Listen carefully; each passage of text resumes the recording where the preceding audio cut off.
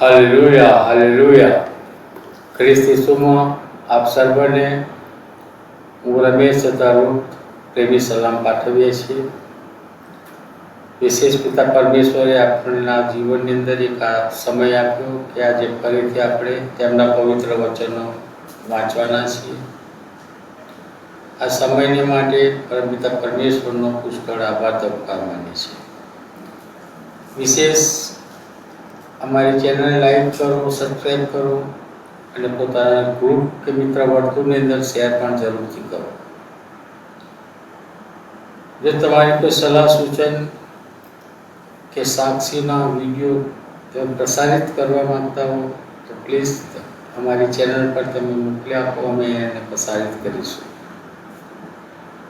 આજનું વચન આજે આપણે લેવીયાના પુસ્તક અને તેના 15મા અધ્યાયનું વાંચન કરવાના છીએ. પિતા પરમેશ્વર એ વાંચન વાંચવાને માટે અમારી સહાયતા મદદ કરે. પવિત્ર પુસ્તક બાઇબલ લેવીયાના પુસ્તક અને તેનો 15મો અધ્યાય. અને યહોવાએ મૂસાને તથા હારૂનને કહ્યું કે ઇસ્રાયેલ પુત્રોને એમ કહો કે કોઈ પુરુષના અંગમાં સ્ત્રાવનો રોગ હોય તો તેના સ્ત્રાવના કારણથી તે અશુદ્ધ છે, અને તેના સ્ત્રાવમાં તેની અશુદ્ધતા આ પ્રમાણે ગણાય. તેના સ્ત્રાવ સાથે તેનું માંસ વહેતું હોય કે તેના સ્ત્રાવમાંથી તેનું માંસ વહેતું બંધ પડે તો પણ તેથી તે અશુદ્ધ થાય છે. જે કોઈ બિછાના ઉપર સ્ત્રાવવાળો સૂવે તે અશુદ્ધ ગણાય, અને જે કોઈ વસ્તુ પર તે બેસે તે પણ અશુદ્ધ ગણાય. અને જે કોઈ તેના બિછાનાનો સ્પર્શ કરે તે પોતાના વસ્ત્ર ધોઈ નાખે ને પાણીમાં સ્નાન કરે ને સાંજ સુધી અશુદ્ધ ગણાય. અને જે વસ્તુ પર સ્ત્રાવવાળો બેઠો હોય તે પર જે કોઈ બેસે તે પોતાના વસ્ત્ર ધોઈ નાખે ને પાણીમાં સ્નાન કરે ને સાંજ સુધી અશુદ્ધ ગણાય. અને સ્ત્રાવવાળાના શરીરનો જે કોઈ સ્પર્શ કરે તે પોતાના વસ્ત્ર ધોઈ નાખે ને પાણીમાં સ્નાન કરે ને સાંજ સુધી અશુદ્ધ ગણાય. અને જો સ્ત્રાવવાળો કોઈ સ્વચ્છ માણસ પર થૂંકે તો તે પોતાના વસ્ત્ર ધોઈ નાખે ને પાણીમાં સ્નાન કરે ને સાંજ સુધી અશુદ્ધ ગણાય. અને જે વાહન પર સ્ત્રાવવાળો સવારી કરે તે અશુદ્ધ ગણાય. અને જે કંઈ તેની તળે આવેલું હોય તેનો સ્પર્શ કરનાર પ્રત્યેક જન સાંજ સુધી અશુદ્ધ ગણાય. અને જે કોઈ તેની વસ્તુઓને ઉપાડે તે પોતાના વસ્ત્ર ધોઈ નાખે ને પાણીમાં સ્નાન કરે ને સાંજ સુધી અશુદ્ધ ગણાય. અને પાણીથી હાથ ધોયા વગર સ્ત્રાવવાળો જે કોઈને અડકે તે પોતાના વસ્ત્ર ધોઈ નાખે ને પાણીમાં સ્નાન કરે ને સાંજ સુધી અશુદ્ધ ગણાય. અને માટીના જે કોઈ વાસણને સ્ત્રાવવાળો અડકે તેને ભાંગી નાખવું. અને લાકડાના પ્રત્યેક પાત્રને પાણીમાં વિસળી નાખવું. અને જ્યારે સ્ત્રાવવાળો પોતાના સ્ત્રાવથી શુદ્ધ થાય ત્યારે તે પોતાના શુદ્ધિકરણને વાસ્તે પોતાને સારું 7 દિવસ ગણે ને પોતાના વસ્ત્ર ધોઈ નાખે. અને તે વહેતા પાણીમાં પોતાનું અંગ ધોઈને શુદ્ધ થાય. અને 8મે દિવસે તે પોતાને સારું 2 હોલા અથવા કબૂતરના 2 બચ્ચા લે ને મુલાકાત મંડપના બારણા આગળ યહોવાની સમ્મુખ આવીને તેમને યાજકને આપે. અને યાજક તેઓમાંના એકને પાપાર્પણને સારું ને બીજાને દહનાર્પણને સારું ચડાવે. અને યાજક તેના સ્ત્રાવને લીધે તેને સારું યહોવાની આગળ પ્રાયશ્ચિત કરે. અને જો કોઈ પુરુષમાંથી વીર્ય જડે તો તે પોતાના આખા શરીરને પાણીથી ધોઈ નાખે ને સાંજ સુધી અશુદ્ધ ગણાય. અને જે પ્રત્યેક વસ્ત્ર પર કે ચર્મ પર વીર્ય પડ્યું હોય તેને પાણીમાં ધોઈ નાખવું ને તે સાંજ સુધી અશુદ્ધ ગણાય. વળી સ્ત્રી પુરુષનો સંયોગ થાય તો બંને પાણીમાં સ્નાન કરે ને સાંજ સુધી અશુદ્ધ ગણાય. અને જો કોઈ સ્ત્રીને સ્ત્રાવ હોય ને તેના અંગમાંનો સ્ત્રાવ રક્ત ન હોય તો તે 7 દિવસ અલગ રહે. અને જે કોઈ તેને અડકે તે સાંજ સુધી અશુદ્ધ ગણાય. અને અલગ રહેલી હોય તે વેળાએ જે પર તે સૂવે તે અશુદ્ધ ગણાય.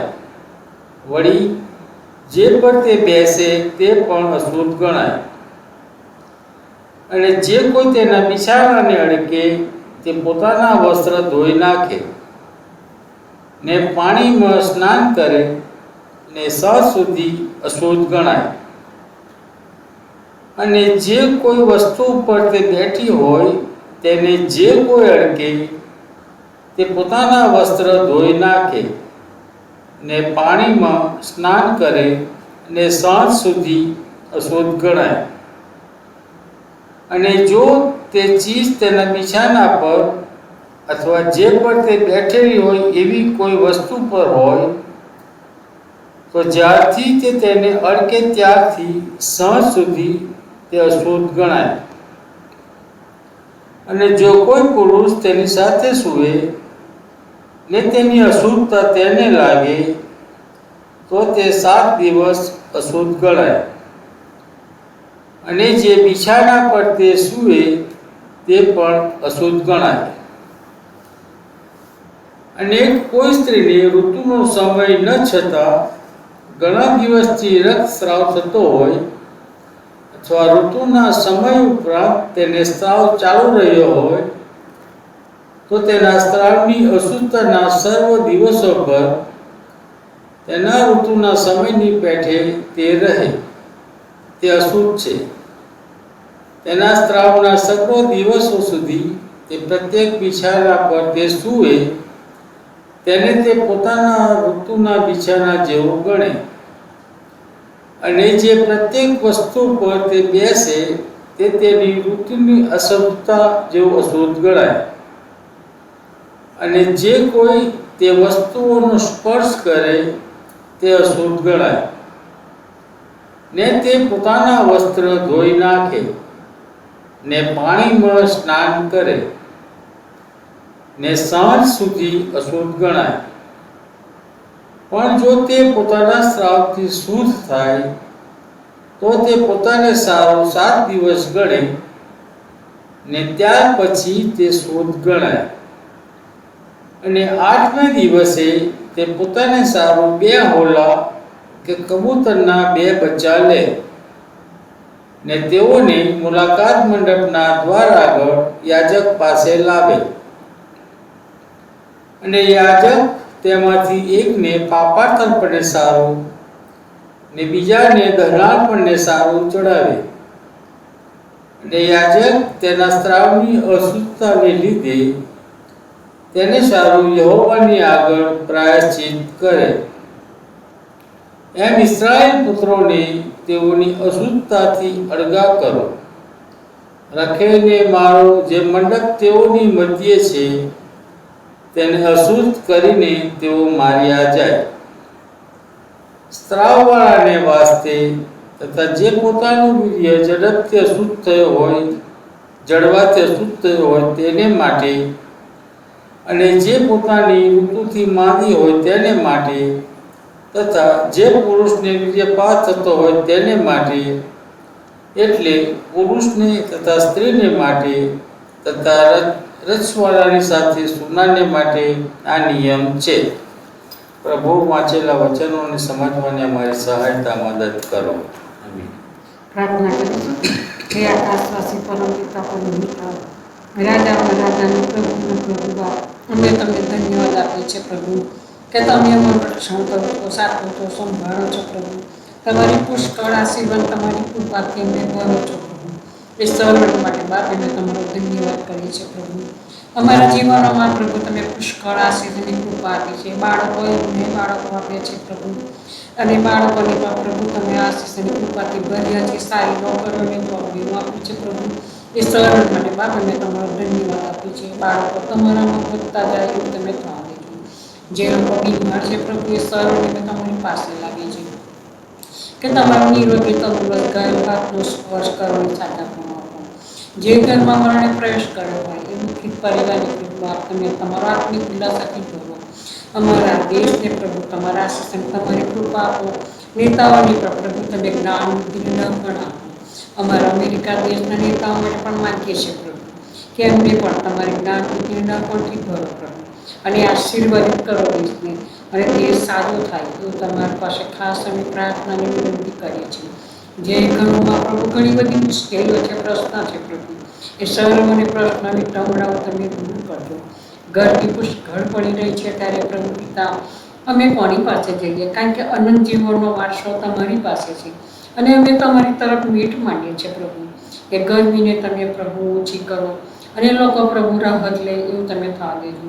કારણ કે ઘણા બધા લોકો એવા છે પ્રભુ, ઘણા ઘર બહાર વગરના છે બાપ, રસ્તા ઉપર નાના નાના ઝૂંપડા બાંધીને રહે છે પ્રભુ. અમને ઘણું દુઃખ થાય છે પ્રભુ. ત્યારે બાપ અમે એવા માટે માંગીએ છીએ પ્રભુ કે તમે તેઓને ઠંડક પૂરી પાડો પ્રભુ, અને ગરમીથી પ્રભુ તમે તેઓનું રક્ષણ કરો, અને જોઈતા સાધનો પ્રભુ તમે પૂરા પાડો. એ તો પછી અમે ખાસ પ્રાર્થનાની વિનંતી કરીએ છીએ. પશુ પંખી પ્રાણીઓ માટે પણ માંગીએ છીએ પ્રભુ કે એ લોકોને પણ પ્રભુ ગરમીથી પ્રભુ તમે તેઓ સાચવો, સંભાળો પ્રભુ, અને રક્ષણ કરો બાપ. એ તો પછી ખાસ અમે પ્રાર્થના કરી છે. જ્યાં જ્યાં યુદ્ધ ચાલી રહ્યું છે પ્રભુ, ધરતીકંપ છે, વરસાદ છે, ગરમી છે, ઠંડી છે, ઘણું બધું નુકસાન થઈ રહ્યું છે પ્રભુ. આ તો તમારા આવવાની નિશાની છે પ્રભુ. ત્યારે અમે બાપ અમે તમારી આગળ ઊભા રહેવા ને પ્રભુ તમે અમને એવા શક્તિમાન બનાવો પ્રભુ કે અમે તમારી આગળ ઊભા રહી શકીએ. એ માટે પ્રભુ તમે અમારી સહાય અને મદદ કરો. હા બાપ, તમારું આવું ખૂબ જ નજીક છે પ્રભુ, કારણ કે આ બધું થઈ રહ્યું છે એ તો તમારી નિશાની છે પ્રભુ.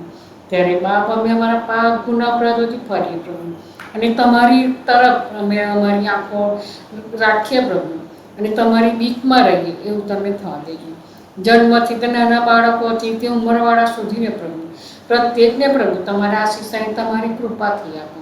અમે ફરીને મળીએ ત્યાં સુધી બાપ તમે અમારી સાથે ને પાસે રહેજો.